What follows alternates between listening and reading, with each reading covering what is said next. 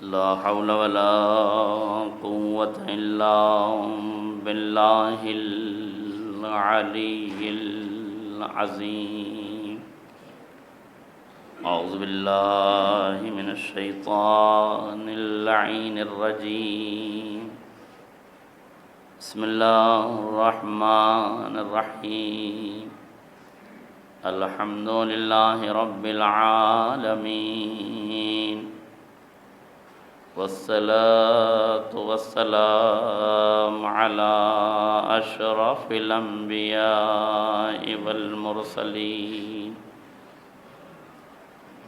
خاتم النبيين سيد المرسلين، مولانا ومقتدانا بالقاسم محمد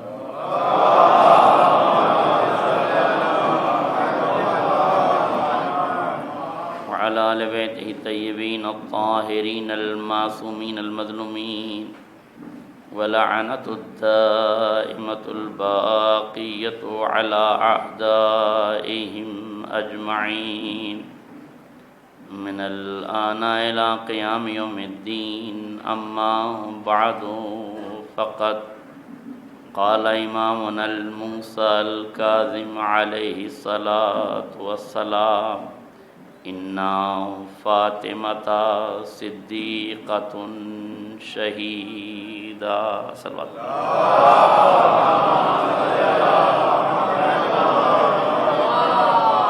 ابرا سے گزارش ہے کہ ایک مرتبہ سورہ حمد اور 3 مرتبہ سورہ اخلاص تلاوت فرما کر مرحومہ مغفورہ سیدہ کنیز سیدہ بنت زوار حسین کی روح کو وصال.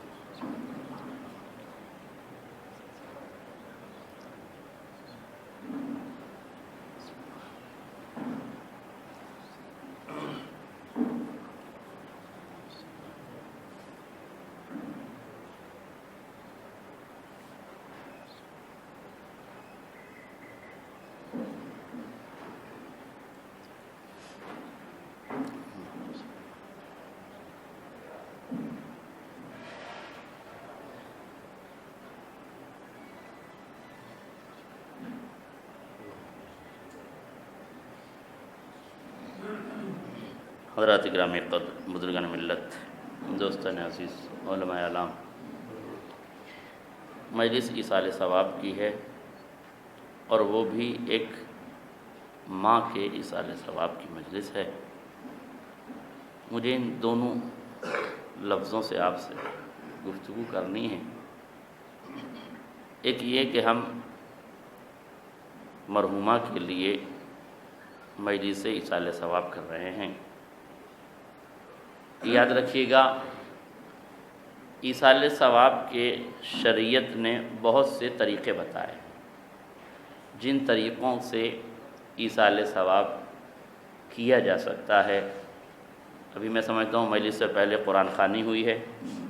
قرآن خوانی بھی ایصال ثواب کا ایک ذریعہ ہے. مرحوم کی طرف سے نماز مغفرت پڑھنا، نمازیں پڑھنا، یہ بھی ایک طرح کا ایصال ثواب ہے. مرحوم کی طرف سے صدقہ دینا، خیرات دینا، ان کے حقوق سے زکوٰۃ خمس ادا کرنا، یہ بھی ایصال ثواب ہے. اور مجلس عزا برپا کرنا، یہ بھی ایصال ثواب ہے. یہ سارے طریقے ایصال ثواب کے ہیں. اس میں کوئی تقابل نہیں ہے، کوئی مقابلہ نہیں ہے، مگر یہ حقیقت ہے کہ ان تمام اعمال میں جو حیثیت و اہمیت مجلس عزا کی ہے، وہ حیثیت کسی دوسرے عمل کی نہیں ہے. دلیل یہ ہے کہ آپ جتنی چاہے بزم قرأت سجا کر قرآن کی تلاوت کی نغمہ آرائی اور نغمہ سرائی کریں، مگر کہیں معصوم نے یہ نہیں لکھا ہے کہ جب تم بزم قرأت سجاؤ گے، بزم تلاوت سجاؤ گے تو ہم آ کر شریک ہو جائیں گے. کہیں معصوم نے یہ نہیں کہا ہے کہ جب تم مرحوم کے ایصال ثواب کے لیے مصلی عبادت بچھاؤ گے تو ہم مصلی عبادت پر تمہارے پہلو نشیں ہو جائیں گے، تمہارے پاس آ کے بیٹھ جائیں گے۔ کہیں معصوم نے یہ نہیں کہا کہ تم خزانوں کے دہانے کھول کے خیرات کے سلسلے کو جاری کر دو گے تو ہم تمہارے بغل میں کھڑے ہو جائیں گے، ہم تمہاری فرش پہ آ جائیں گے، ہم تمہارے پاس آ جائیں گے۔ نہ خیرات بانٹتے وقت یہ وعدہ کیا ہے کہ ہم آئیں گے، نہ مصلی عبادت پہ آنے کا وعدہ کیا ہے، نہ بزم تلاوت میں آنے کا وعدہ کیا ہے۔ ہاں عصمتوں نے ایک وعدہ ضرور کیا ہے، تم فرش اعضا بچھانا، ہم ضرور آئیں گے۔ تم فرش اعضا بچھانا، ہم ضرور آئیں گے۔ اور قید نہیں ہے کہ غم کی عبارت آرائی ہو تب بچھانا، خوشی کا ماحول ہو تب بچھانا تاکہ خوشی میں شریک ہو جائیں، غم کا ماحول ہو تو بچھا دینا تاکہ غم میں شریک ہو جائیں۔ وہ فرق یہ ہوگا خوشی میں بلاؤ گے تو برکتیں آئیں گی، غمی میں بلاؤ گے تو مغفرتیں آئیں گی۔ ایک صلوات پڑھنے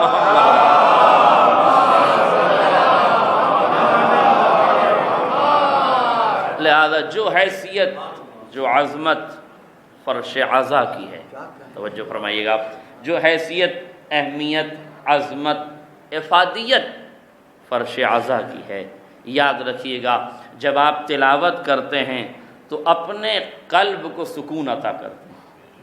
توجہ کیجیے گا، جب آپ خیرات دیتے ہیں تو آپ کے قلب کو سکون ہوتا ہے، جب آپ مصلی عبادت پر تکبیر و تحلیل کی آوازیں بلند کرتے ہیں تو آپ کے نفس کو اطمینان ہوتا ہے، مگر جب آپ نفس مطمئنہ کی فرش اعضا بچھاتے ہیں تو کائنات میں رزق اطمینان تقسیم ہوتا ہے۔ جب آپ مجلس عزا برپا کرتے ہیں تو آپ کے قلب کو ہی سکون نہیں ملتا، قلب زہرا کو بھی سکون عطا ہوتا ہے۔ اور اب آپ مجھے بتائیے وہ عمل جس سے زہرا اور شہزادی کو سکون مل جائے، اس عمل کی اہمیت اور افادیت سے انکار نہیں کیا جا سکتا۔ لہٰذا ایصال ثواب، غور کیجیے گا، میں چھوٹے بھائیوں کے لیے اس لفظ کی وضاحت کر دوں۔ ایصال کہتے ہیں پہنچانے کو۔ ثواب سے میرا خیال ہے شاید ہی کوئی بشر ہو جو واقف نہ ہو۔ ثواب وہ اجر جو عمل کے نتیجے میں ملتا ہے، یعنی عمل خیر کے نتیجے میں جو شے ملتی ہے اسے ثواب کہتے ہیں۔ آپ اس ثواب کو پہنچاتے ہیں کس تک؟ کسی مرحوم تک۔ غور کیجیے گا، حالانکہ بعض لوگوں نے اس میں ایک جملہ اور ایڈ کیا ہے کہ پہنچانے والے کا بھی نام ہوتا ہے اور جس تک پہنچاتے ہیں اس کا بھی نام ہوتا ہے۔ یعنی یہ وہ خط ہے ایصال ثواب کا جس پہ ٹو بھی لکھا ہوتا ہے اور فرام بھی لکھا ہوتا ہے۔ اور کیجیے گا، یہ ایسا ویسا خط نہیں ہے۔ یہ اور بات ہے کہ ایصال ثواب بعنوان خط نہیں ہے، اس لیے کہ خط ایک صلوات پڑھنے محمد اور آل محمد۔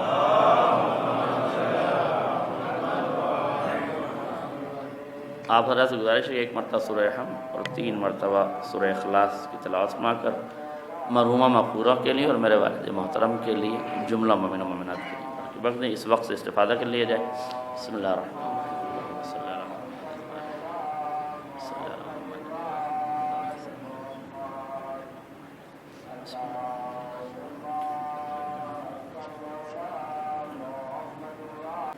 ارسال ہوتا ہے خط و کتابت میں، حالانکہ کہا یہی جاتا ہے، ایک بہت خوبصورت جملہ ہمارے عزیز دوست نامدار کا ہے، وہ کہتے ہیں کہ پہنچانے کا مطلب کیا ہے؟ خط آپ کہاں لکھتے ہیں؟ ہمیشہ یاد رکھیے گا، خط زندہ آدمی کو لکھتا ہے۔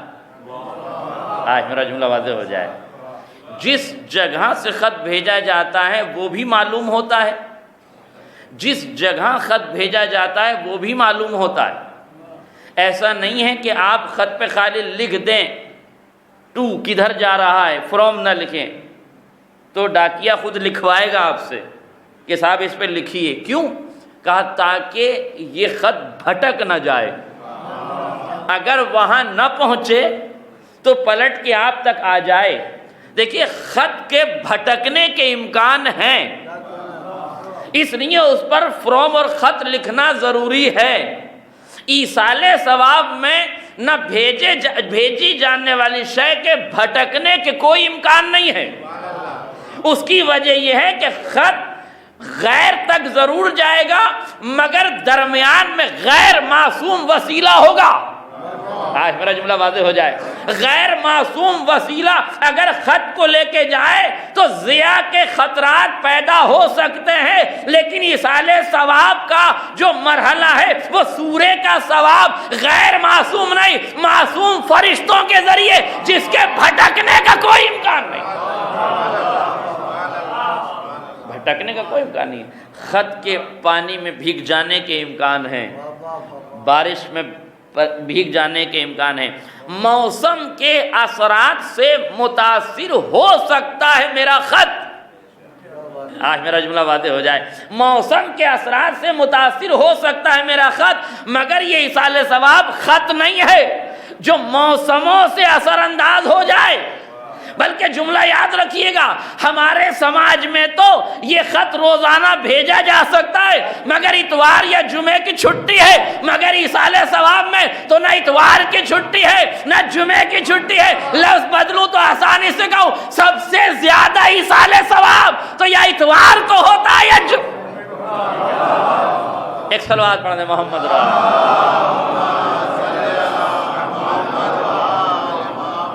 اس لیے معصومین نے یہ جو لفظ ایجاد ہوا، ایصال ثواب کا لفظ استعمال ہوا ہے، ارسال ثواب نہیں، اس لیے کہ ارسال خط کی لینگویج ہے، خط کی بھاشا ہے، خط کی زبان ہے، مگر ایصال یہ معنویت کی زبان ہے۔ ایک جملہ اور کہہ کے میں اپنی اصل گفتگو پہ آنا چاہتا ہوں، یاد رکھیے گا، ایصال ثواب یعنی ثواب کا پہنچانا۔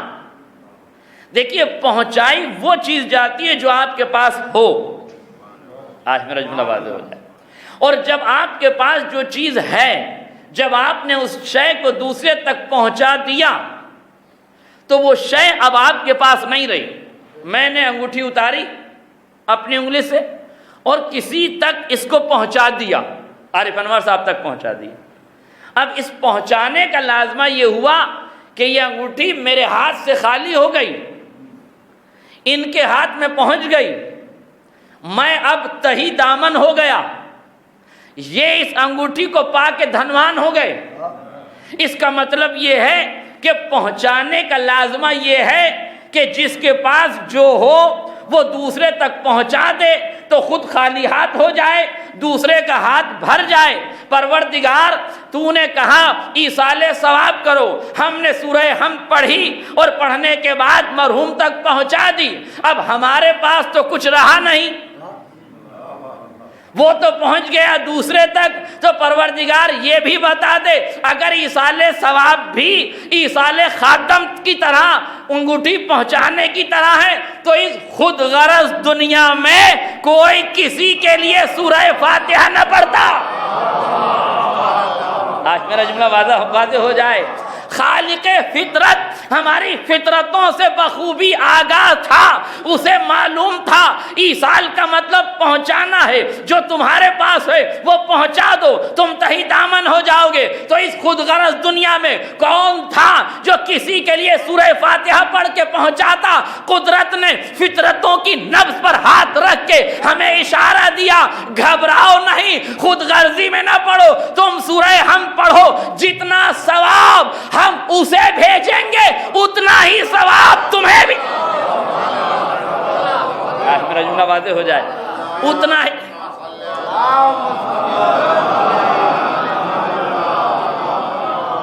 اتنا ہی ثواب ہم تمہارے نامہ اعمال میں بھی درج کریں گے۔ اب مجمع کہتا ہے قبلہ ذرا سورہ حمد زور سے پڑھا کیجئے، سورہ قل هو اللہ زور سے پڑھا کیجئے۔ میں نے پوچھا کیوں پڑھوں زور سے؟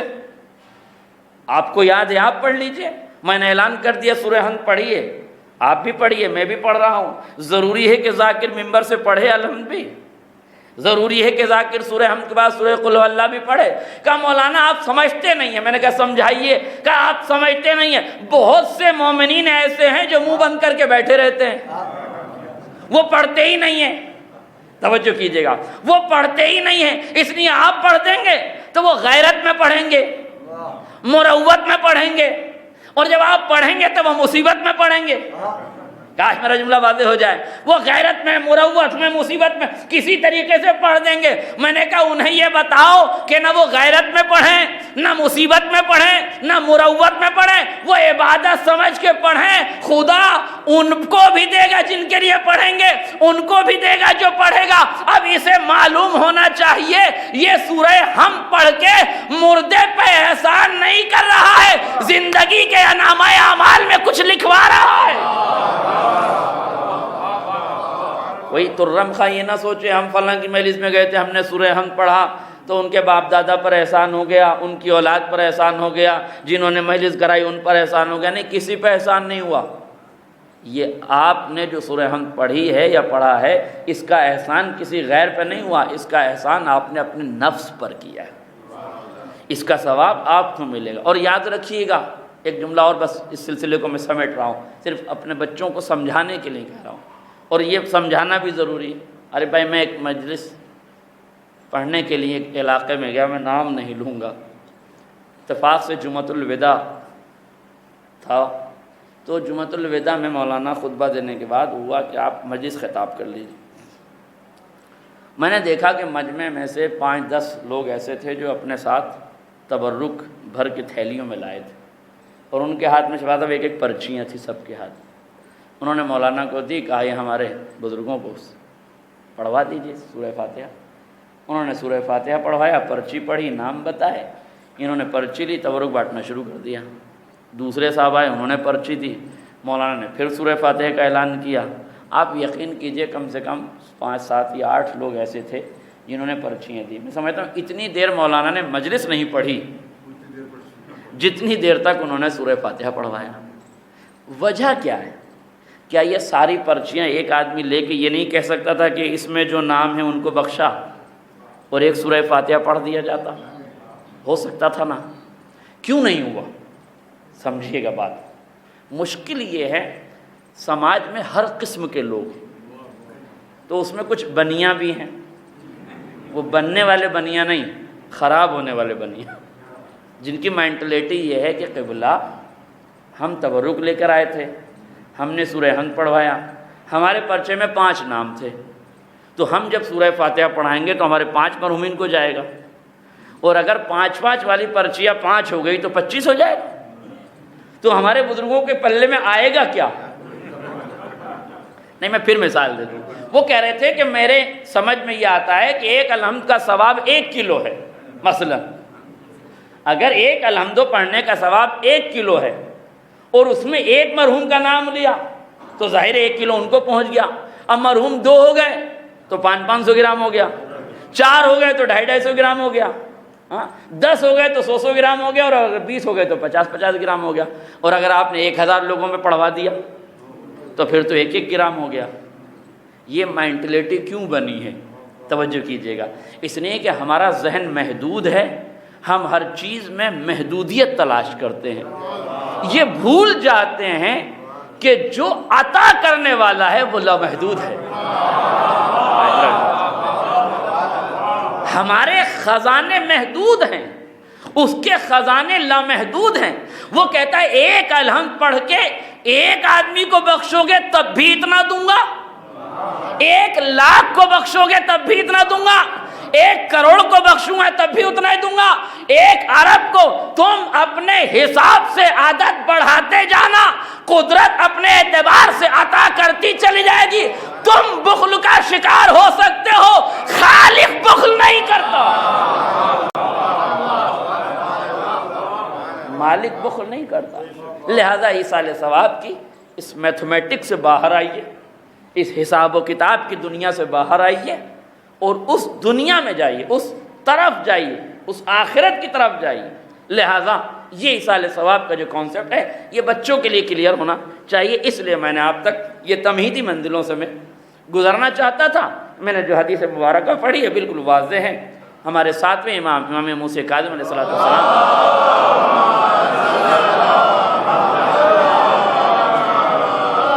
ارشاد گرامی ان فاطمہ صدیقۃ شہیدہ، ایک ماں کے ایصال ثواب کی مجلس ہے. اس لیے میں نے اس مختصر سی حدیث کو سرنامہ سخن قرار دیا، اور اس لیے بھی قرار دیا، یاد رکھیے گا، یہ میرے دوست اس بات کو نوٹ کریں، لکھیں اور سمجھیں اس بات کو۔ شہزادی کا تذکرہ عالم اسلام میں نہایت ضروری ہے، اس لیے کہ آپ غدیر اور کربلا سنا کر بہت جلدی لوگوں کو دائرۂ تشیع میں نہیں لا سکتے۔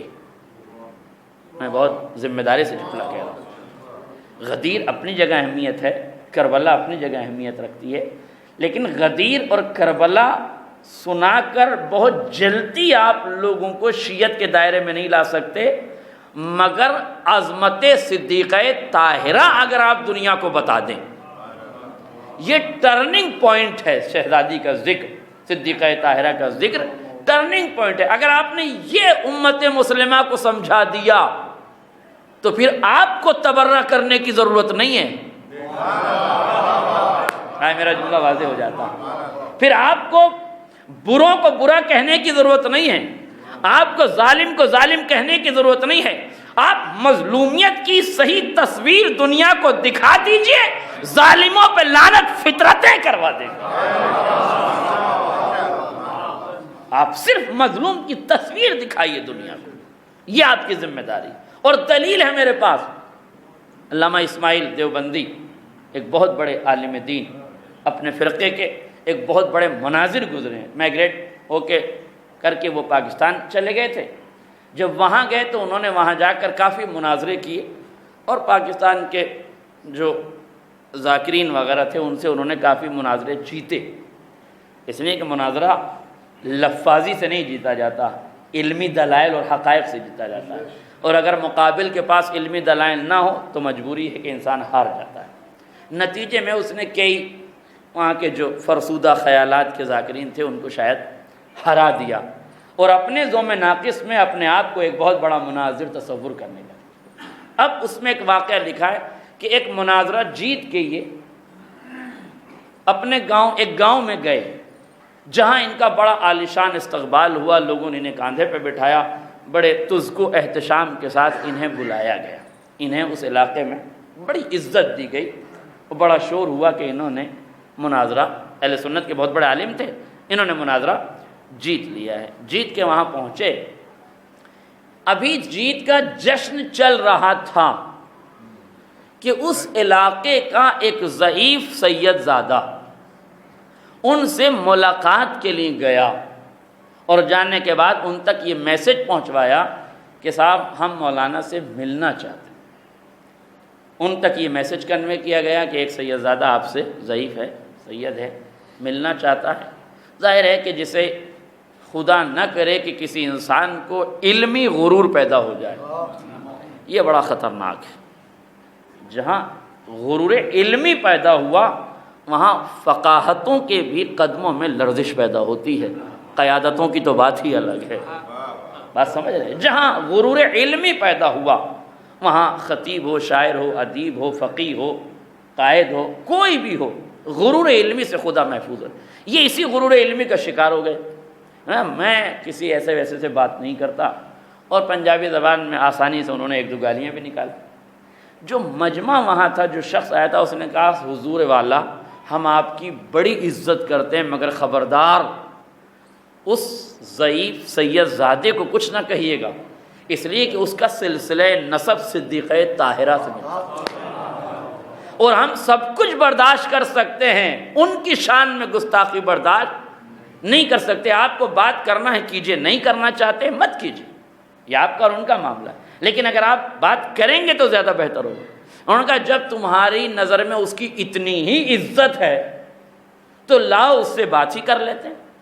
بلایا گیا، وہ آئے، آنے کے بعد بیٹھے، اور بیٹھنے کے بعد انہوں نے کہا قبلہ آپ بہت بڑے عالم ہیں، آپ بہت بڑے مناظر ہیں، میں گاؤں کا سیدھا سادہ آدمی ہوں، مجھے مناظرے کی الف بے نہیں آتی، مگر میں نے آپ کا بڑا نام سنا ہے، میں آپ سے صرف 2 سوال کرنے آیا ہوں، آپ مجھے ان سوالوں کا ہاں اور نہیں میں جواب دے دیجیے گا، جیسے مجھے جواب ملے گا میں یہاں سے رخصت ہو جاؤں گا، مجھے آپ سے کوئی مناظرہ نہیں کرنا ہے، بس شرط یہ ہے کہ مجھے جواب یس اور نو میں چاہیے، ہاں اور نہیں میں چاہیے، مجھے دلائل نہیں چاہیے، مجھے تاریخ نہیں چاہیے، مجھے سیرت کی کتابوں کے حوالے نہیں چاہیے، مجھے آیات نہیں چاہیے، مجھے روایات نہیں چاہیے، مجھے تاریخ نہیں چاہیے، مجھے تو ہاں اور نہیں میں جواب دیے۔ کہنے لگا پوچھو کیا پوچھنا چاہتے ہو؟ انہوں نے کہا یہ بتائیے کہ صدیقہ طاہرہ نے اپنا حق حکومت وقت سے مانگا یا نہیں؟ میرا جملہ واضح ہو جاتا ہے۔ حکومت وقت سے نبی کی ایک لوتی بیٹی نے حکومت وقت سے اپنا حق مانگا یا نہیں؟ اس نے کہا تاریخ یہ کہتی ہے، کہا کچھ نہیں، مجھے ہاں اور نہ میں جواب دیجیے۔ کہا جی بالکل مانگا۔ اب انہوں نے نظریں جھکا کے کہا اب مجھے اتنا بھی بتا دیجیے کہ اس حکومت وقت نے صدیقہ طاہرہ کو ان کا حق دیا یا نہیں؟ آج میرا جملہ واضح ہو جائے۔ صدیقہ طاہرہ کو اس کا حق دیا یا نہیں؟ اتنا سننا تھا کہ عالم دین وہ جو شخص آیا تھا ضعیف، اس کی آنکھوں میں آنسو آ گئے۔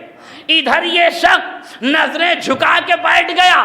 اب اس کی سمجھ میں نہیں آ رہا تھا کہ اسے کیا جواب دوں، اسے کیا جواب دوں کہ جو مجمع کھڑا ہوا تھا، جو اب تک اس کی تعریف و توصیف کر رہا تھا، اس نے آستینوں کو الٹا، اپنی لاٹھی ڈنڈوں کو نکالا، اپنی تلواروں کو لے کے قریب آئے۔ آنے کے بعد کہا مولانا ان ذلیل ذاتوں کا نام بتائیے جنہوں نے رسول کی ایک لوتی بیٹی کو اس کا آپ ان ذلیل ذاتوں کا نام بتائیے جس نے حق نہیں دیا۔ اب علامہ اسماعیل دیوبندی کہتے ہیں میری حیرت کی انتہا نہیں رہی، جن کے ناموں پر میں مناظرہ جیت کے آیا تھا، ان کے غصے کو ٹھنڈا کرنے کے لیے میں کیسے کہہ دیتا کہ ان کے نام کیا تھے، ان کے نام کیا تھے۔ میں مجبور ہو کے نظر جھکا لی اور میں نے اس شخص سے کہا میں آج سے فاطمہ کے مسلک پر ہوں، ظالموں پہ تبرہ کرتا ہوں، تم حقیقی تصویر فاطمہ دنیا کو بتا دو، کائنات خود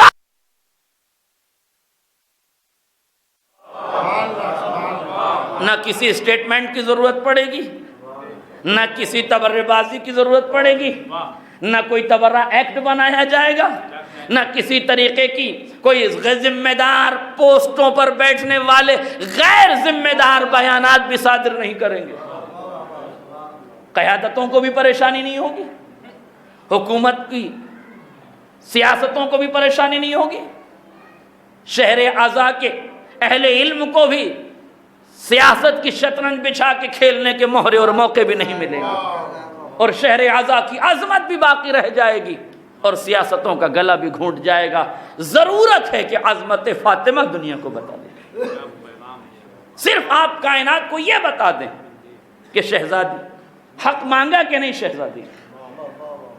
ارے جن کے ہاتھوں کا دھون ہیرے و جواہرات میں تبدیل ہو جاتا ہو، وہ فدق اس لیے نہیں مانگ رہے تھے کہ انہیں ضرورت تھی، فدق اس لیے مانگ رہے تھے کہ چہرے پر جو نقاب پڑی ہوئی تھی وہ ہٹ جائے، ظلم اور نفاق دنیا کے سامنے آ جائے۔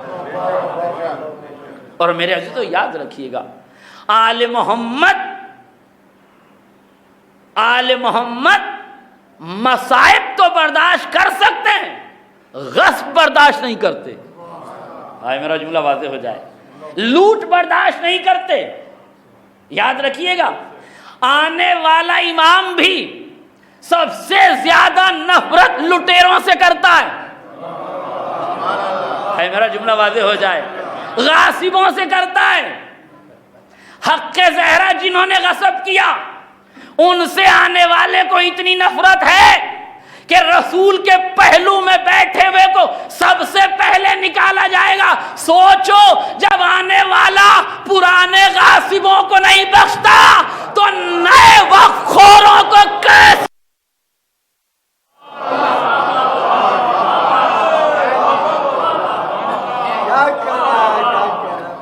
جب آنے والا فاطمہ کے حق غصب کرنے والے مردوں کو نہیں بخشتا تو اس وقت کے زندہ صنموں کو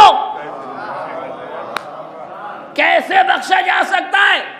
ارے جب آنے والا اس دور کے ان لوگوں کو نہیں بخشتا جنہوں نے ظلم کی پیٹی میں اپنا ووٹ ڈال دیا تھا، تو اس دور کے ذمہ داروں کو کیسے بخشے گا جو ابن زیاد کی پیٹی میں اپنا ووٹ ڈال چکے؟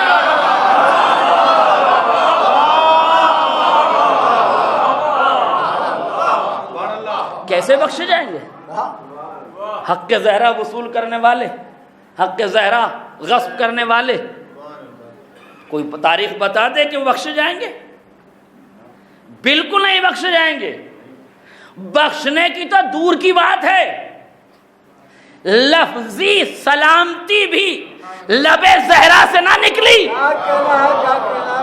آج میرا جملہ واضح ہو جاتا، آئے تھے نا لوگ در زہرا پہ، منہ موڑ لیا شہزادی نے۔ عجیب و غریب مسائل ہیں، تاریخ قسم خدا کی ملاحظہ کیجئے، تاریخ میں آپ کو بتاتا ہوں۔ تاریخ یہ کہتی ہے کہ لوگوں نے علی سے فرمائش کی، یا علی بنت رسول ہم سے نالاں ہے، ہم چاہتے ہیں کہ ان سے معذرت خواہی کریں، عذر خواہی کریں، لہذا آپ ہمیں اپنے بیت الشرف آنے کی اجازت دے دیجیے۔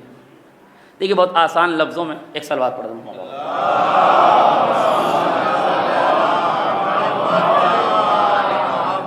میں بہت زیادہ دیر آپ کے سامنے نہیں رہوں گا، موسم بھی بہرحال بہت زیادہ اجازت نہیں دیتا، جلدی جلدی آپ میری باتوں کو سماعت کیجیے اور بہت غور سے سماعت کیجیے۔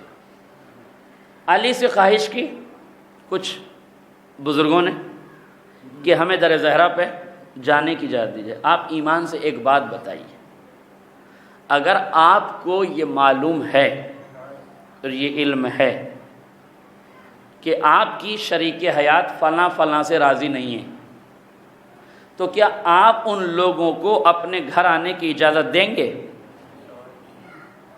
فلاں فلاں تو میں نے بہت دور کی بات کہہ دی۔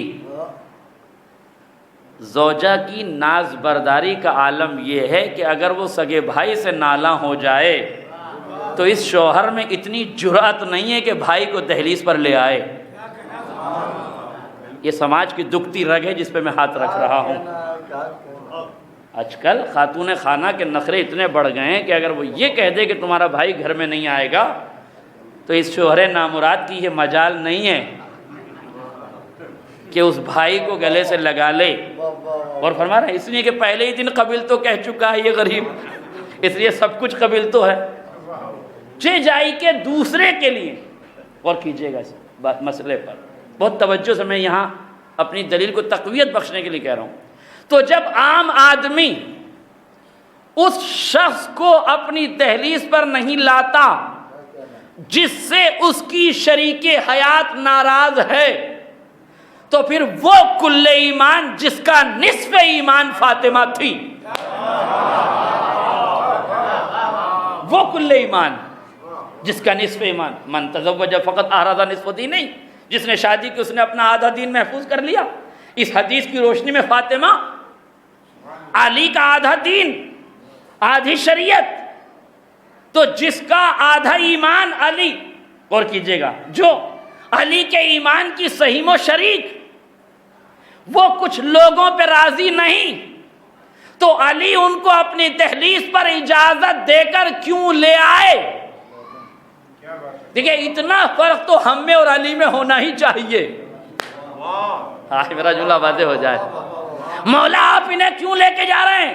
کہ معاملہ ہے فاطمہ کا، اگر آج میں نے انہیں منع کر دیا تو کل روز محشر یہ کہہ دیں گے پروردگار ہم تو دہلیز فاطمہ پہ جا رہے تھے، علی نے اجازت نہیں دی، علی نے اجازت نہیں دی، ہم کیسے جاتے؟ اس لیے مولا نے فرمایا کہ میں تمہیں لے کے چلتا ہوں، جس کا معاملہ ہے اسی سے بات کرو۔ بہت توجہ رکھیے گا۔ آئے کچھ لوگ در زہرا پر، صحیح کتابوں میں ان لوگوں کے نام لکھے ہوئے ہیں، اب وہ نام غلط لکھے ہوئے ہیں تو صحیح کتاب میں کیسے ہیں، اور وہ نام صحیح ہیں تو وہ لوگ غلط کیسے ہیں، اور وہ لوگ غلط ہیں تو ہم انہیں صحیح کیسے کہہ دیں؟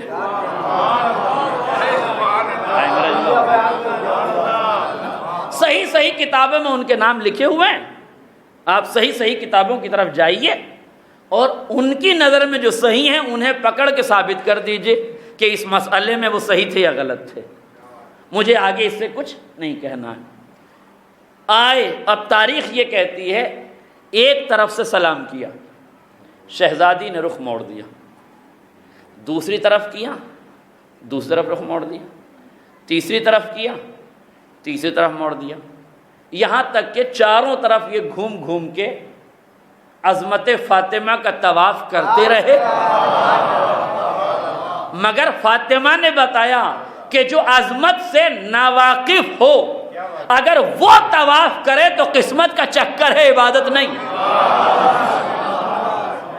ہے نا۔ شہزادی نے جواب نہیں دیا۔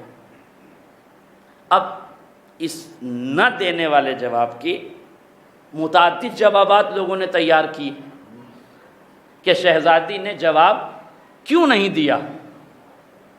دیکھیے اب بہت سی باتیں کہی کہ صاحب کافر کے سلام کا جواب دینا واجب نہیں ہے، یہ ایک جملہ ہے، مجھے اس سے بحث نہیں ہے کہ کون کافر ہے اور کون مسلمان ہے، مصیبت یہ ہے کہ ہم کون ہوتے ہیں یہ طے کرنے والے کہ شہزادی نے جواب کیوں نہیں دیا۔ مصیبت یہ ہے جنہیں آبدست لینے کی تمیز نہیں ہے، وہ لوگ یہ طے کرتے ہیں کہ شریعت کے ذمہ دار زہرا نے جواب کیوں نہیں دیا۔ یہ طے کرنے کی ضرورت نہیں، ہمیں نص کے مقابل میں اجتہاد کی دعوت نہیں دی گئی۔ فاطمہ نص ہیں، نص میں اجتہاد ہو سکتا ہے قبلہ، نص کے مقابل میں اجتہاد نہیں ہو سکتا، لیکن بہرحال چونکہ تاریخی المیہ ہے اور تشنگی ہے ذہنوں میں کہ کیوں نہیں دیا، اور کیجیے گا۔ اچھا دوسری بات اور ہے، اسی کے پیوستہ میں ایک بات کہوں گا، پہلے اس کو میں وضاحت کر دوں کیوں نہیں دیا جواب۔ ایک چھوٹا سا واقعہ ہے، شاید کہ یہ واقعہ دلیل بن جائے اور سہارا بن جائے میرے لیے، مشہور واقعہ، اور واقعے کے نشیب و فراز سنیے، میں واقعہ پڑھ دیتا ہوں۔ ایک شخص ہمارے چھٹے امام جعفر صادق علیہ السلام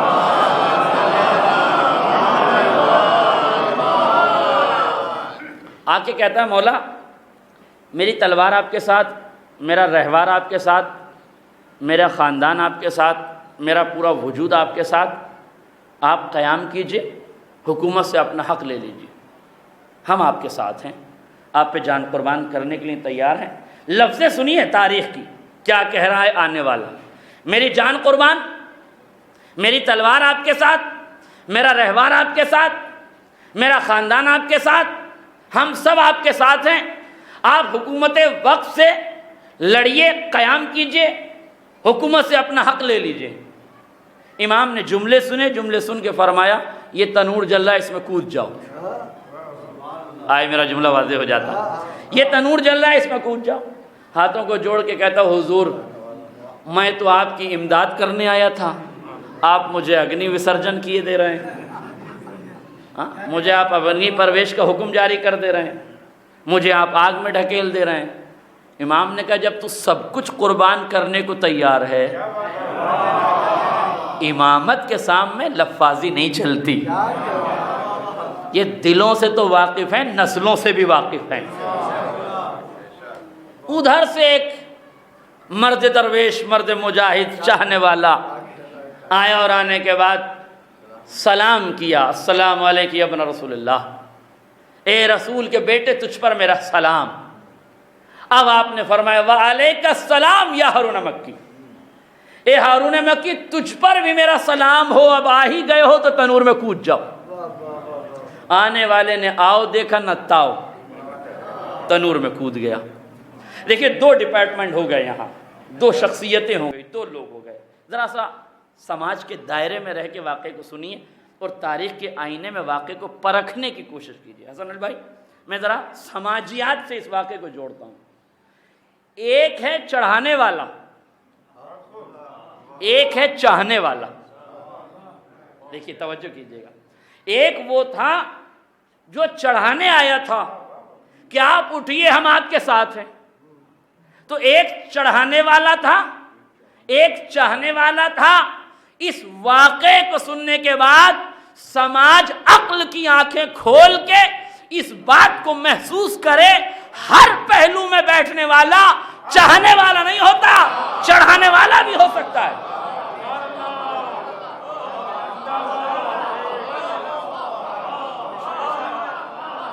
ہر وہ آدمی جو آپ سے آ کے کہہ رہا ہے قبلہ میں آپ کے ساتھ، میری قوت آپ کے ساتھ، میری طاقت آپ کے ساتھ، قبلہ بیان دے دیجئے، قبلہ تلوار نکال لیجئے، قبلہ سڑک پر آ جائیے، قبلہ میدان میں آ جائیے. قبلہ کو چاہیے کہ حقیقی قبلے کی طرف رخ کر کے سمجھے چڑھا رہا ہے یا چاہ رہا ہے. سماج کو نظر کرنا چاہیے. نتیجہ بھی سن لیجئے، چڑھانے والا کہاں بیٹھا ہے؟ عصمت کے پہلو میں، مگر حسد کی آگ میں جل رہا ہے. چاہنے والا کہاں ہے؟ بھڑکتے ہوئے تنور میں، مگر اطمینان سے تسبیح پڑھ رہا ہے. سمجھ لینا، چاہنے والے آگ میں بھی ہوں تو شعلوں کو گلزار کر کے مطمئن رہتے ہیں، چڑھانے والے پہلو میں بھی دفن ہو جائے تو عذاب مسلسل آتا ہے.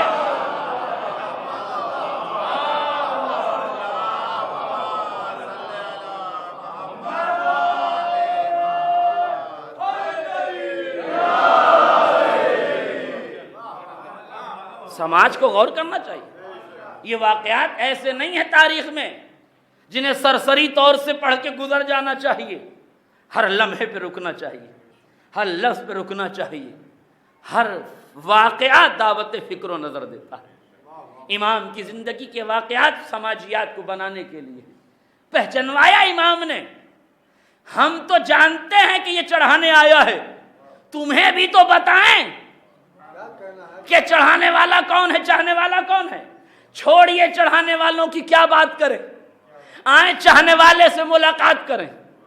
چشم تصور میں ہاتھوں کو جوڑ کے ہارون مکی کی خدمت میں پہنچا. میں نے کہا ہارون مکی، تیری عظمتوں پہ لاکھوں سلام، تیرے عقیدے پہ جانے سار، تیری خاک قدم مل جائے تو سرمگی کے لائق، تیرے خاک قدم کو عظمت بنا لوں. تیرے جیسی عقیدت تو ہماری ہو ہی نہیں سکتی، مگر یہ تو بتا دے یہ راز عقیدت کیا ہے کہ تو نے یہ بھی نہیں پوچھا کہ کیوں کود جاؤں، معاملہ کیا ہے. کہا یہی تو تمہیں بتانا ہے، جہاں عقیدت ہوتی ہے وہاں چوں اور چرا نہیں ہوتی، حکم پر عمل ہوتا ہے. چوں اور چرا نہیں ہوتی، حکم پر عمل ہوتا ہے. امام نے کہا ہم کود گئے. میں نے کہا پھر بھی کچھ تو بتا دے. کہا قرآن نہیں پڑھا ہے. ہم نے کہا پڑھا ہے قرآن. کہا واقعہ نہیں پڑھا قرآن میں. میں نے کہا کون سا واقعہ؟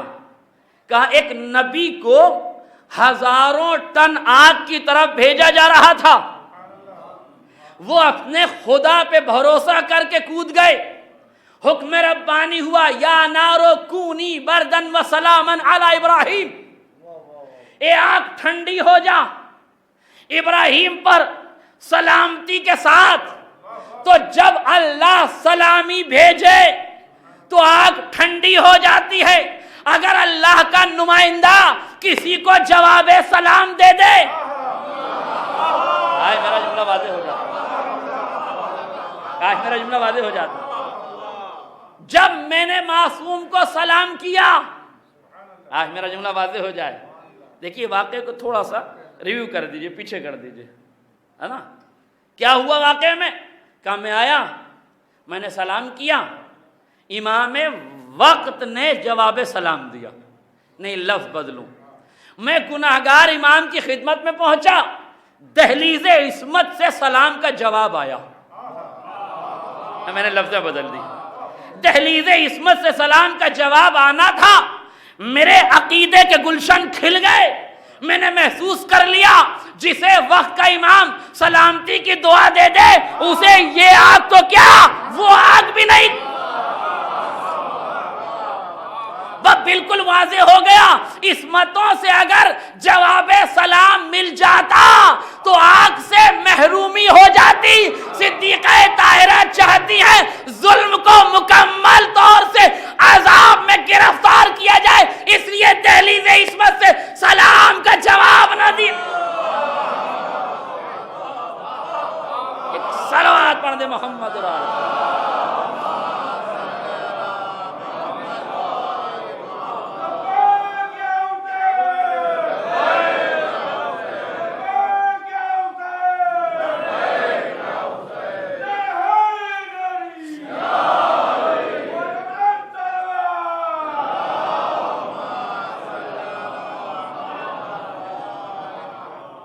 سلام کا جواب.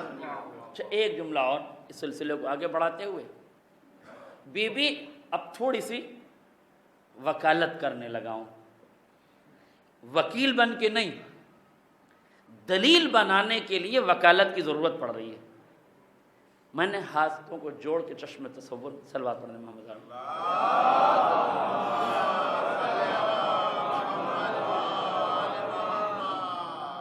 صدیقہ طاہرہ کی بارگاہ عالی وقار میں ہاتھوں کو جوڑ کے میں نے عرض کیا، شہزادی دو فقیر کاسہ گدائی لے کر در بطول پر سوالی بن کر آئے ہیں. ان کے کاسہ گدائی میں اگر گلشن زہرا کے چند معذرت کے پھول ڈال دیے جاتے تو کیا اس دہلیز کی آبرو پہ فرق آ جاتا؟ ایک بڑے نازک دور سے میں گزر رہا ہوں، ذرا سا توجہ کیجیے گا. بی بی اگر آپ انہیں معاف کر دیتی اور بی بی یہ بھی بتا دیجئے کائنات میں کون سا سوالی ہے جو اس دہلیز سے خالی گیا ہے. ملائک کو عظمت یہاں نصیب ہوئی، انبیاء اسی گھر کا طواف کر کے منزل عروج پہ پہنچے. آپ کی دہلیز پر آنے والا ہر وجود اپنے دامن میں برکتیں سمیٹ کے گیا. چاند کو ٹھنڈک اسی دہلیز سے ملی، سورج کو ضیائیں اسی دہلیز سے ملی، ستاروں کی قندیلوں کی روشنی اسی دہلیز سے تقسیم ہوئی. پتوں میں ہریالی، کائنات میں ہریالی اسی سے ہے، سمندروں میں روانی اسی سے ہے، آسمان کا شامیانہ اسی دہلیز کے صدقے میں لگایا گیا، کائنات کا فرش انہی کے صدقے میں بچھایا گیا. جب سب کچھ آپ کی در دہلیز کا صدقہ ہے تو دو فقیر کاسہ گدائی لے کے معذرت کے لیے آئے تھے، ایک حق غصب کیا تھا اس کی تلافی کرنے کے لیے آئے تھے. آج آپ نے انہیں معاف کیوں نہیں کر دیا؟ کہ میرے نادان ذاکر مسئلے کی نوعیت کو سمجھ. میرے دہلیز پر دو فقیر کاسہ گدائی لے کر نہیں آئے ہیں، ظالم ظلم کر کے ظلم کو بخشوانے آیا ہے. اگر آج دہلیز فاطمہ سے ظلم کے کاسے میں معافی کے پھول چلے گئے تو کل شمر آئے گا، پھر خولی آئے گا، پھر ابن زیاد آئے گا، پھر طاقتیں آئیں گی. دنیا کے ظالم اس دہلیز پر آ کے مطمئن ہو جائیں گے، مظلومیت کی آہوں کا خاتمہ ہوگا، ظلم پروان چڑھے گا، ظلم پروان چڑھے گا، مظلومیت کی آہیں ٹوٹ جائیں گی، ان کے ارادوں میں خستگی پیدا ہو جائے گی، ان کے عقیدوں میں اسبہلال پیدا ہو جائے گا، ان کا وجود لرزہ براندام ہو جائے گا. نیکیاں کر کے بھی مظلوم ظلم سہ کے بھی پریشان ہو جائے گا، اور ظالم ظلم کر کے مطمئن ہو جائے گا کہ دہلیز زہرا سے ہمیں سبق مل جائے گا، ہمیں معذرت مل جائے گی، ہمیں معافی مل جائے گی. اس لیے زہرا نے دو فقیروں کو رد نہیں کیا ہے، بانیہ نے ظلم کو رد کیا ہے. اسی لیے زیارت عاشورہ میں ہے لعن اللہ من اسس اساس الظلم والجور. ان پہ لعنت ہو جنہوں نے ظلم اور جور کی بنیادیں رکھی، جنہوں نے ظلم اور جور کی بنیادیں رکھی. مختصر سے حق کی بات نہیں ہے، حالانکہ یہ مختصر سے حق آل محمد کی نسبت سے ہے، ورنہ چھلکے چبانے والے جب غنی بن گئے ہیں، جب فقیر دولت مند بن گئے ہیں، یہ اسلام کی برکت تھی کہ کہ جن کے گھروں میں خربوزے کے چھلکے بیچ کے آمدنی ہوتی تھی یا خربوزے کے چھلکے کھا کے جو اپنا گزارا کرتے تھے، اسلام کے دامن سے متمسک ہو کے دنیا انہیں دولت مند کہنے لگی ہے، دنیا انہیں غنی کہنے لگی ہے، دنیا انہیں پیسے والا سمجھنے لگی ہے۔ یہ کمال کردار پیغمبر تھا کہ اسلام کے ذریعے سے بے آبروؤں کو آبرو دے دی ہے، بے زر کو ابو زر بنا دیا۔ یہ کرم تھا پیغمبر کا۔ میرے عزیزو یاد رکھیے گا، فدق کوئی چھوٹا موٹا علاقہ نہیں تھا، اتنا بڑا علاقہ تھا کہ حکومت سیراب ہوتی تھی۔ توجہ کیا، حکومت سیراب ہوتی تھی، حکومت کی چلتی ہی فدق کی آمدنی سے، اور ایک نے نہیں کئی زمانے تک چلی ہے۔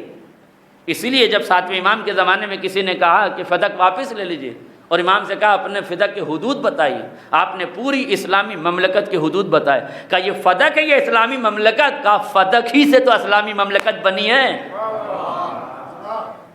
اب ایک چھوٹا سا اعتراض ہے، اس کو میں رفع کر کے اپنی اصل منزل پر محل مجلس کی طرف آ رہا ہوں۔ یہ اعتراض کیا گیا کہ ٹھیک ہے، فدق حق غصب کیا گیا تھا، لوگوں نے نہیں دیا، پہلی حکومت نے نہیں دیا، دوسری حکومت نے نہیں دیا، تیسری حکومت نے نہیں دیا، تو ٹھیک ہے، ظاہری چوتھی حکومت تو آپ کی تھی، مولائے کائنات نے فدق واپس کیوں نہیں کیا؟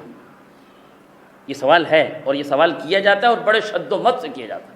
اور آج کل چونکہ واٹس ایپ کی یونیورسٹی آزاد ہے اور ہر آدمی وہاں سورما بنا ہوا ہے، ہر آدمی جو ہے وہ سوال کر سکتا ہے، اس لیے ضروری ہے کہ اپنے بچوں کو متوجہ کیا جائے۔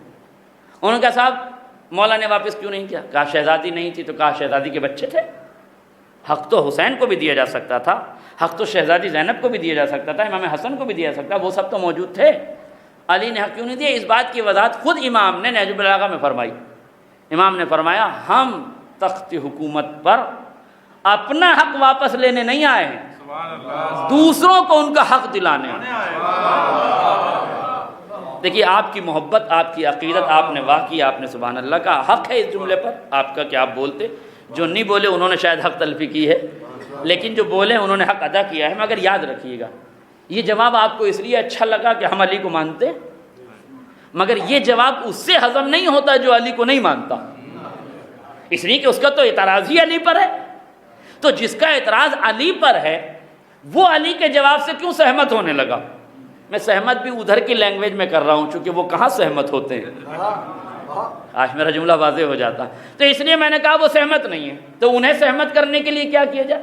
بس آخری فقرہ سن لیجئے تاریخ کا جو لب لباب ہے تقریر کا، اور میرے بچوں کے ذہن میں یہ بات بیٹھ جائے تو مجلس کامیاب ہو گئی، اور ہر شخص کا جو فدق اور علی پر اعتراض کرتے ہیں ان کا منہ توڑ جواب ہے۔ یہ تاریخ اسلام ملاحظہ کیجئے، 8 ہجری میں مکہ فتح ہوا، نبی کریم 10,000 کے لشکر کے ساتھ مکے میں داخل ہوئے، نبی جو حکمت کا مرقع تھے آج مکے میں طاقت کا عنوان بنے ہوئے، اصحاب پیغمبر کے ساتھ ہیں، اور وہ جیالے جنہیں کبھی غصہ نہیں آتا تھا آج بڑے طیش میں تھے، جو کبھی میدان میں رکتے نہیں تھے آج میدان چھوڑ کے بھاگنے کو تیار نہیں ہیں، اور ایک نعرہ دیا اصحاب محمد نے، اصحاب نبی نے، الیوم یوم الملحمہ، آج خونریزی کا دن ہے، آج قتل و غارت گری کا دن ہے،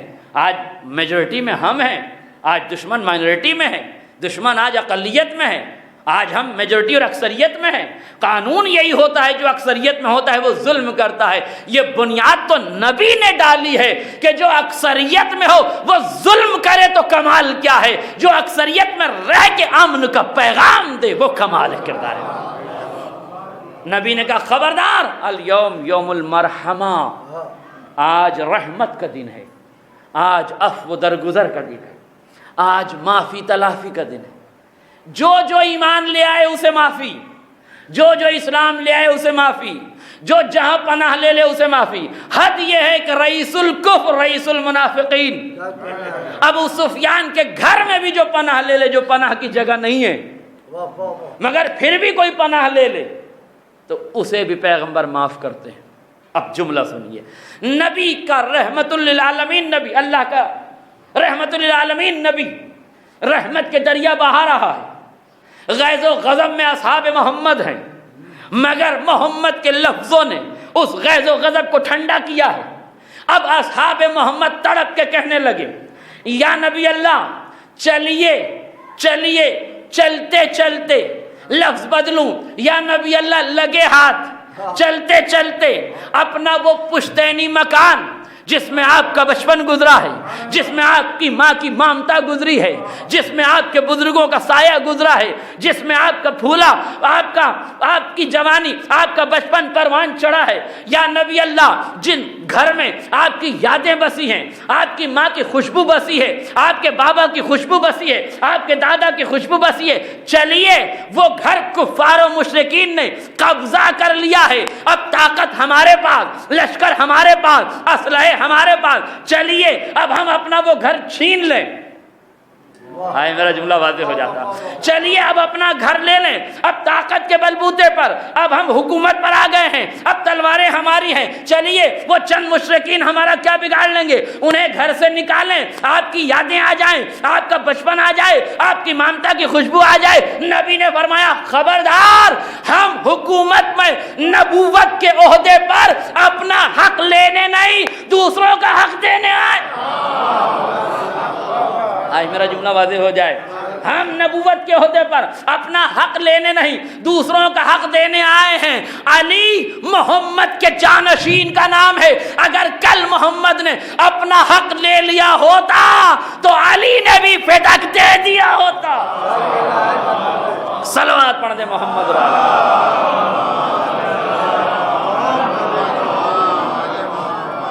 اگر کل پیغمبر نے طاقت کے زور پر حکومت پانے کے بعد اپنا حق لے لیا ہوتا تو علی نے بھی حکومت پانے کے بعد قوت اور طاقت کے زور پر فدق لے کر اپنے بچوں کو دے دیا ہوتا، مگر علی نے بتایا ہم حکومت کی تخت پر اس لیے نہیں آئے ہیں کہ اپنا حق لیں، بلکہ اس لیے آئے ہیں کہ دوسروں تک ان کا حق پہنچائیں۔ بس میرے عزیزوں میسج مکمل ہو گیا۔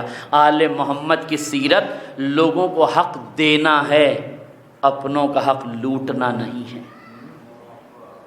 جہاں لوگ اپنوں کا حق لوٹتے ہوں وہ آل محمد کی سنت پہ نہیں ہیں، وہ دشمنوں کی سیرت پر ہیں۔ بھائی کا حق ہے تو اسے دے دو، چچا کا حق ہے تو اسے دے دو، بہنوں کا حق ہے تو انہیں دے دو، بچوں کا حق ہے تو انہیں دے دو۔ اللہ آل محمد غیروں کا حق نہیں مارتے، ہمارا سماج اپنوں کا حق لوٹ کے بیٹھا ہوا ہے۔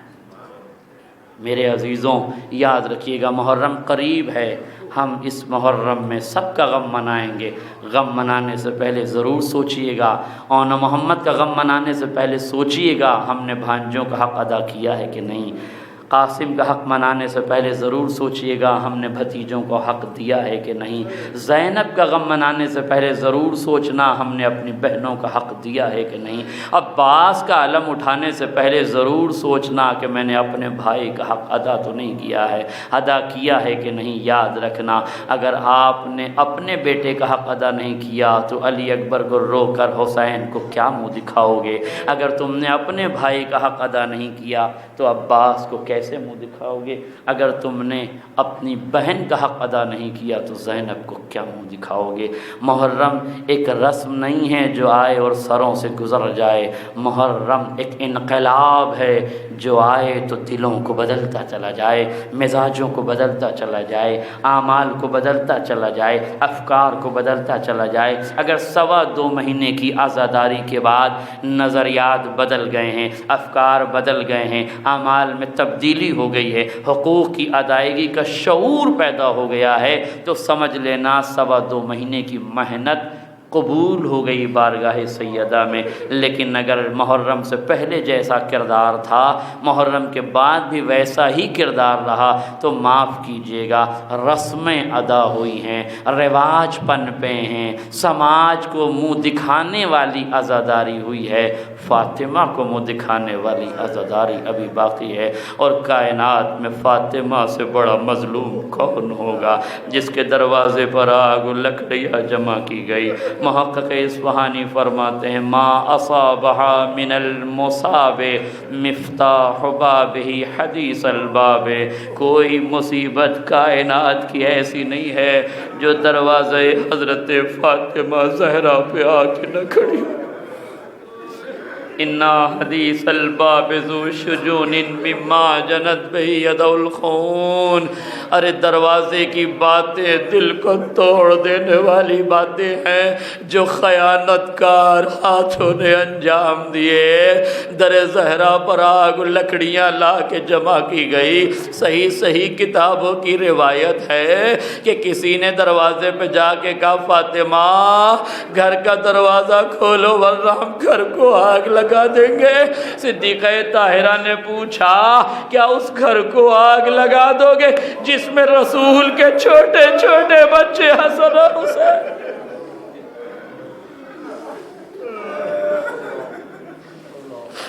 جزاکم ربکم خیر الجزا۔ ایک ماں کے ایصال ثواب کی مجلس سے نظر ہو، کون فاطمہ سنیں گے، عظمت صدیقہ طاہرہ سنیں گے۔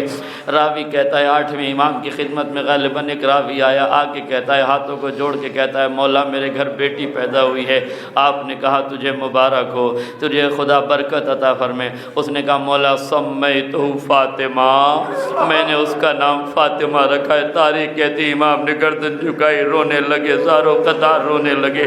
اس نے ہاتھوں کو جوڑ کے پوچھا مولا کیا مجھ سے کوئی غلطی ہو گئی، کیا میں نے نام رکھنے میں کوئی غلطی کر دی؟ امام نے فرمایا نہیں تو نے کوئی غلطی نہیں کی ہے، تو نے اچھا کیا، مگر اب میری بات کو دھیان سے سن، غور سے سن۔ مولا کہتے ہیں میری بات کو غور سے سن۔ راوی کہتا مولا فرمائیے۔ امام کہتے ہیں دیکھ جب تو نے اپنی بیٹی کا نام فاطمہ رکھ دیا ہے نا تو خبردار لا تضربها، اسے کبھی تماچا نہ مارنا، ولا تلعنها، ابھی اسے جھڑکیاں نہ دینا، ولا تشتم، اور خبردار کبھی اسے برا بھلا نہ کہنا۔ ہاتھوں کو جوڑ کے کہتا ہے مولا خیریت تو کہا ہم آل محمد کو فاطمہ کا نام بھی بہت زیادہ،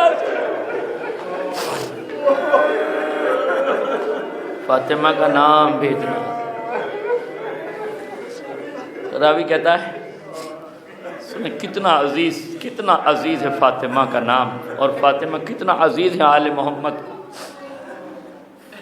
ایک شخص روایت امام رضا علیہ السلام کے روضے پہ زیارت کو گیا، جالی پکڑ کے کہتا ہے مولا میری یہ دعا قبول کر لیجئے، آپ کو فاطمہ کی ٹوٹی ہوئی پسلیوں کا واسطہ۔ راوی زیارت کر کے گیا، جا کے سو گیا۔ دوسرے دن پھر آیا، پھر جالی پکڑی، دعا کی اور کہتا ہے مولا آپ کو فاطمہ کی ٹوٹی ہوئی پسلیوں کا۔ ظاہر تیسرے دن پھر آیا، اب جو جالی پکڑ کے دعا کی، جا کے گھر پہ سویا ہے، دیکھا میرا مولا امام رضا زارو قطار روتا ہوا ظاہر کے پاس آیا، اسے پیار سے جگایا، اور جگانے کے بعد کہا میرے بھائی خبردار ہمیں کوئی واسطہ دیا کرو تو فاطمہ کی ٹوٹی ہوئی پسلیوں کا واسطہ نہ دیا کرو، ہم آل محمد سے یہ واسطہ برداشت نہیں۔ 8ویں آقا سے ٹوٹی ہوئی پسلیوں کا واسطہ برداشت نہیں ہوتا۔ کوئی سوچے حسین نے دروازہ گرتا ہوا دیکھا، حسن نے پسلیاں ٹوٹتے ہوئے دیکھی، زینب تڑپتے ہوئے اپنی ماں کے قریب گئے، ذرا سوچو آل محمد نے کیسے برداشت۔ محقق اصفہانی نے بس آخری فقرہ سے، محقق اصفہانی فرماتے ہیں بہت لمبا مرثیہ ہے، بہت بڑے عالم مرجع وقت اپنے زمانے کے گزرے محقق اصفہانی، بس 2 شعر میں نے پڑھ دیے، 1-2 شعر اور سن لیے۔ محقق اصفہانی فرماتے ہیں جیسے ہی شقی نے کہا ہم دروازے کو آگ لگا دیں گے، فاطمہ اپنی پوری قوت کے ساتھ دروازے کے قریب آ کے کھڑی ہو گئی۔ روایت کہتی ایک شقی نے دروازے پہ ایسی لات ماری، الباب والجدار والدماء شہود صدق ما بہ الخفا، دروازہ، دیوار اور در و دیوار کے درمیان فاطمہ کی ٹوٹی ہوئی پسلیوں کا لہو ایک ایسا گواہ ہے جسے مٹایا نہیں جاتا۔ اذ رزا تلک العزل الزکیہ، اذ رزا تلک العزل الزکیہ رضیۃ لا مثلہ رضیہ، جب فاطمہ کی پسلیاں، صدیقہ طاہرہ کی پسلیاں ٹوٹ گئی، راوی کہتا ہے شعر میں یہ ہے کہ فاطمہ کی پسلیاں چکنا چور ہو گئی۔ روایت میں مقاتل میں صرف 3 جگہ پسلیوں کا، ہڈیوں کا ٹوٹنا اور چورا چورا ہونا لکھا ہے۔ پہلا لفظ لکھا جب شقی نے علی اکبر کے سینے پہ برچھی کا پھل مارا، برچھی کا پھل سینے میں آنا تھا، سینے کی ہڈیوں کو توڑتا ہوا ارے نیزہ علی اکبر کے جگر میں پیوست ہوا۔ دوسری جگہ مقاتل میں لکھا جب حسین شہید ہو گئے، پیسر سعد نے 10 بھاری بھرکم گھوڑوں کو نکالا، 10 بھاری بھرکم جوانوں کو نکالا، حسین کی لاش کو پامال کیا، تب حسین کی ہڈیوں کا چورا ہوا۔ اور تیسرا مرحلہ فاطمہ کی پسلیوں کا چورا۔ اب فرماتے ہیں موقع کے اسبانی رضیۃ لا مثل رضیہ، ارے یہ ایک ایسی مصیبت ہے جس سے بڑی کوئی مصیبت نہیں۔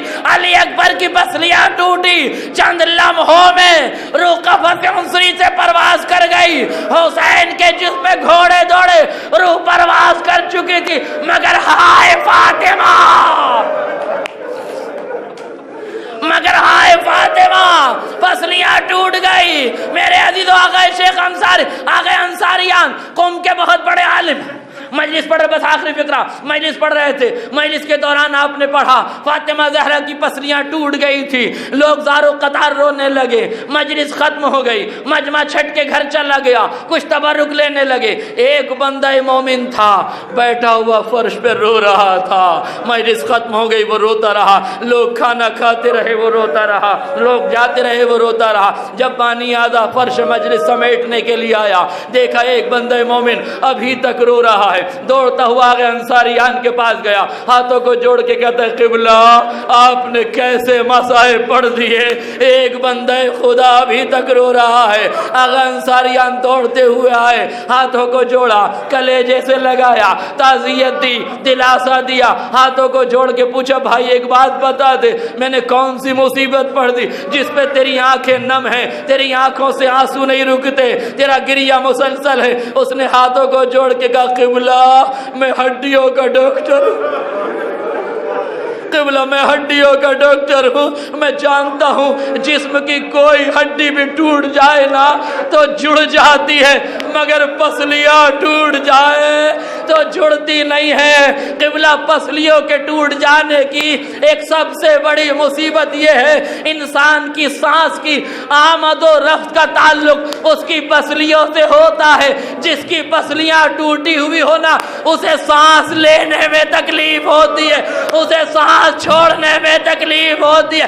میں سوچ رہا ہوں میری شہزادی پسلیاں ٹوٹنے کے بعد ارے 75 دن کیسے زندہ رہے، جب بھی سانس لیتی ہوں گی درد کا طوفان اٹھتا ہوگا، شاید اسی لیے فرمایا صبت علی مصائب لو انہا صبت علی الایام سرنا لیا۔